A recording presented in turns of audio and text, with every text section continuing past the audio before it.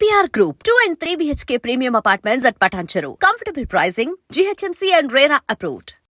ఆ నిర్మాత అలా బిహేవ్ చేస్తున్నప్పుడు ఆయన మీతో బిహేవ్ చేయలేదు, పక్కన ఎవరితోనో బిహేవ్ చేశారు. మీరు కమ్యూనిస్టా? నేను మా మా ఫ్యామిలీలో కొంతమంది నేను కమ్యూనిస్ట్ కాదట, నేను సోషలిస్ట్ అట. అంటే ఎందుకు అడిగానంటే, యాక్చువల్గా సీతామహాలక్ష్మి రిలీజ్ అయిన తర్వాత అంటే మేడం ఇదంతా నేను బుక్స్లోనో అక్కడ ఇక్కడ చదివితే కానీ నాకు నిజంగా తెలిసేంత వయసు కాదు, ఎవరన్నా తప్పు అయితే క్షమించండి.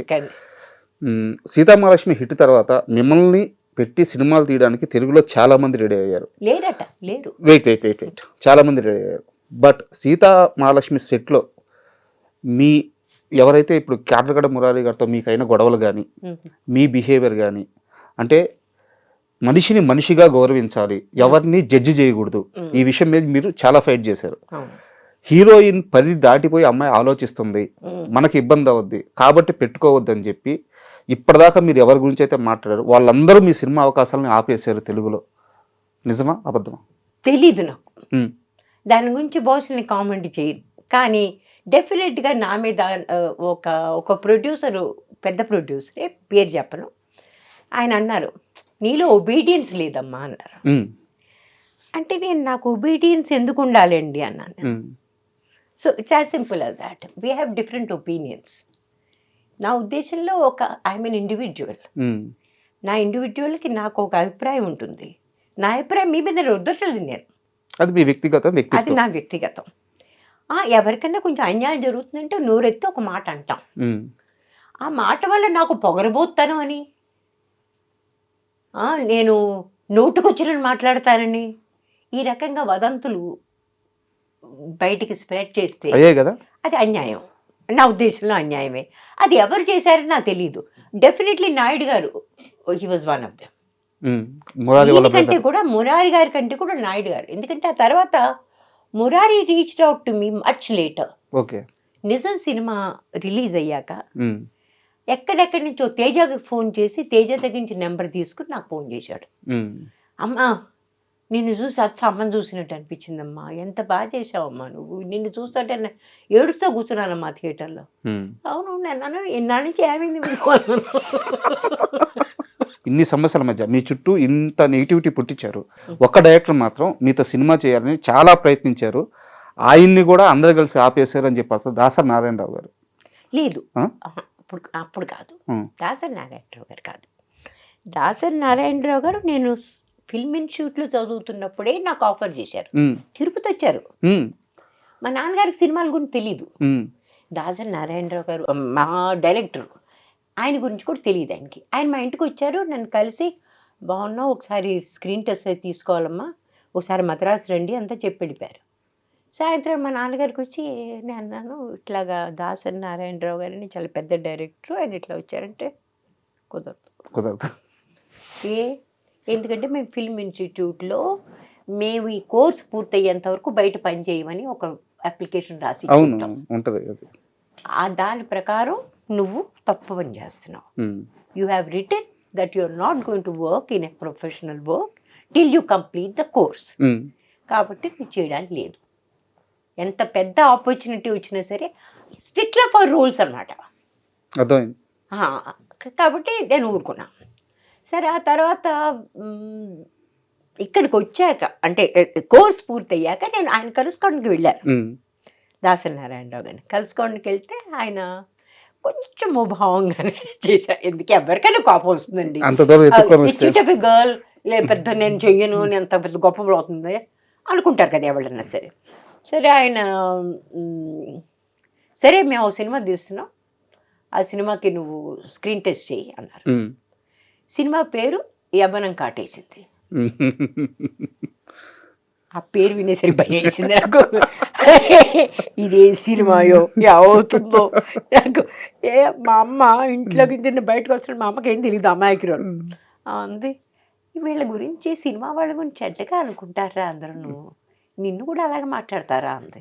అలాంటిది నేను యవ్వనం కాటేసిన సినిమాలో పనిచేస్తే అవ్వాలి వచ్చేసారు అక్కడి నుంచి?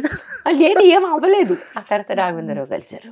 రాఘవేంద్ర మీ నాన్నగారికి వెళ్ళమ్మా చెప్పు ఉమ్. యవ్వనం కాటేసి సినిమాలు చేస్తున్నానని. బాబోయ్ ఇక్కడి నుంచి మొదలైంది. మా నాన్నగారికి ఇంక చెప్పే మాటే లేదు. ఇప్పుడే నిర్ణయం చేసుకున్నా, ఇంకా కలుసుకోలేదు. But he was always pleasant with me. Madam నా ఎప్పుడు ఆ మధ్య కూడా ఒకసారి ఏదో ఫంక్షన్లో కలిసినప్పుడు, అమ్మ సీతామహాలక్ష్మి ఇంకా సీతామహాలక్ష్మి లాగా ఉన్నావు నువ్వు అన్నారు, విచ్ ఈస్ వెరీ అఫెక్షనేట్. అంటే ఆ రోజుల్లో సీనియర్ ఎన్టీఆర్ అంటే ఒక ప్రభంజనం. అందరూ ఆయన్ని దేవుడిలా చూసే రోజుల్లో మీరు మాత్రం గిరి గీసుకొని నేను నాగేశ్వరరావు ఫ్యాను, నాగేశ్వరరావు అంటేనే ఇష్టం. ఇప్పుడు నాగేశ్వరరావు గారు, శోభన్ బాబు గారు. శోభన్ బాబు ఎందుకు శోభన్ బాబు గారు మీకు గుర్తుందా, ఆ సినిమాలో ఆయన ఎప్పుడు కూడా ఏమి అని పిలిచేవాడు కాదు భార్యని, ఏమో ఏమో, which I use to find very interesting. ఏమేలో కొంచెం కిందకి, మా నాన్నగారు కూడా ఎప్పుడు మా అమ్మని లక్ష్మి అని పిలిచేవాడు కదా, ఏమే అని ఎప్పుడు పిలవలేదు. లక్ష్మి అంతే. అట్లాగే ఏమో అంటే దీంటి ఇట్స్ లైక్ తమ అదొక ప్రేమ చేసినట్టు. ఏమేలో ఎందుకో కొంచెం డెరిగేటర్ వచ్చేస్తుంది, నాకు అట్లా అనిపించేది. అండ్ నాగేశ్వరరావు గారు the way he use to, I think be all were in love with him. ఆయన ఒక సిల్క్ షర్ట్ వేసుకుని జోరుగా హుషారుగా షికారు పోదామా అంటే మాతోనే వెళ్తున్నానంత, మళ్ళీ ఇంత ఉండేవాళ్ళమేమో అప్పుడు మేము. అంటే చాలా ప్రయత్నించారంట శోభన్ బాబు గారితో ఒక్క సినిమా అన్నా చేయాలని. చూడండి నిజమేనా? అసలు ఇది కూడా ఆయన చేయాల్సిందంట, సీతామహాలక్ష్మి.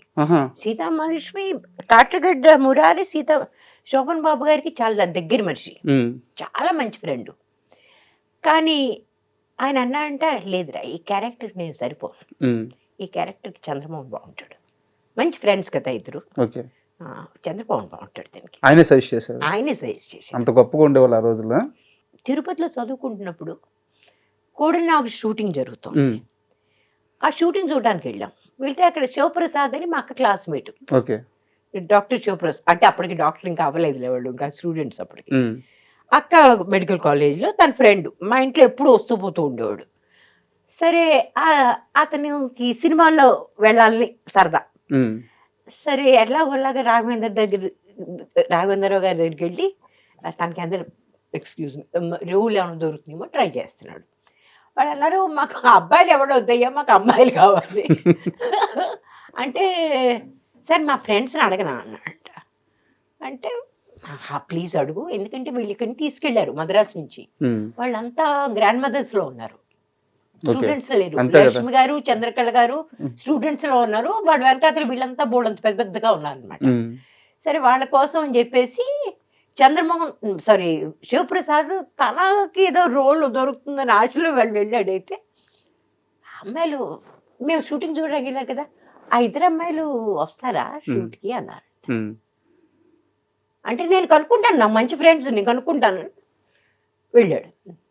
మమ్మల్ని అడిగితే, లేదు నాన్నగారిని అడగండి మేము చేస్తామా, మీ నాన్నగారిని అడుగుతారు ముందు పర్మిషన్.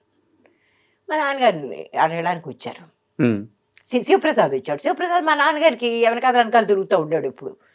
సరే శివప్రసాద్, సార్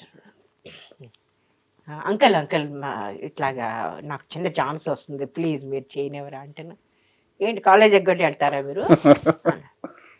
కాలేజ్ ఎగ్గొట్టి కాదు, రేపు సండే కదా, రేపంట.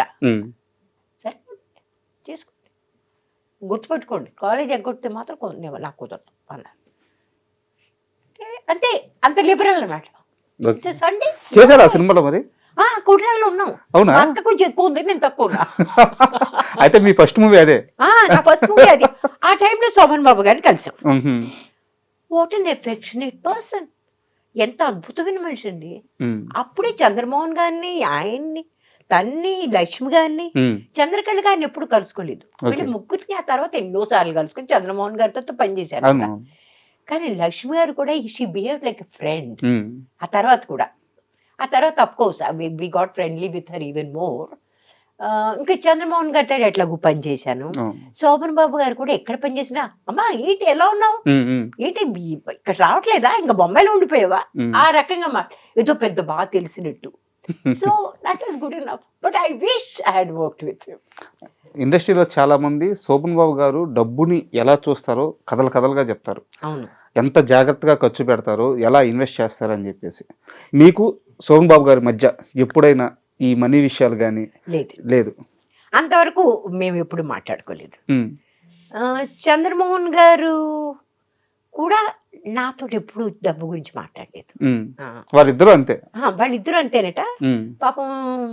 కాకపోతే శోభన్ బాబు గారు చేసినంత తెలివిగా చంద్రమోహన్ గారు జరగలేదు. ఉమ్, బట్ అబ్బాయి డబ్బు అనేది చూసారా, ఉమ్, ఐ డోంట్ నో.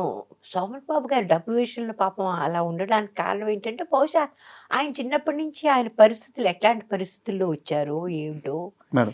నేనేం గొప్ప పరిస్థితుల నుంచి రాలేదు, ఉమ్, కానీ మేము ఇన్సెక్యూరిటీలో పెరగలేదు. ఉమ్, ఉమ్, ఇద్దరే ఆడపిల్లలు, మాకు ఎప్పుడు ఏ లోటు కనిపించలేదు మాకు. ఉమ్, మా నాన్నగారు మాకు ఏది కావాలన్నా దట్ వాజ్ ద బెండకాయ కూర వండితే ఆయన ముందు వేసుకునేవాళ్ళు కాదు, ముందు మేము తిన్నాక మిగిలిందని వేసుకునేవాళ్ళు.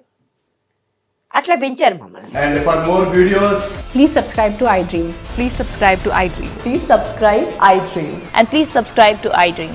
For more videos, subscribe to iDream. please like, share, and subscribe to the channel. Congratulations, iDream. Subscribe to iDream. Subscribe to iDream. So subscribe to iDream Media. iDream ki iDream team అందరికి huge congratulations. Please subscribe iDream Media. Please subscribe to iDream. Subscribe iDream. Please subscribe to iDream. iDream అంటే నా కళల channel subscribe చేసుకున్న నోరు తిరుగుతలేదు, మీరైతే గంట గుర్తు కొట్టండి. For more such videos, please subscribe to iDream. Subscribe to iDream. Please subscribe to iDream. Please subscribe iDream Media. Please do subscribe to iDream. Please subscribe to iDream Media. For best entertainment and information, please subscribe iDream. And don't forget to subscribe to iDream.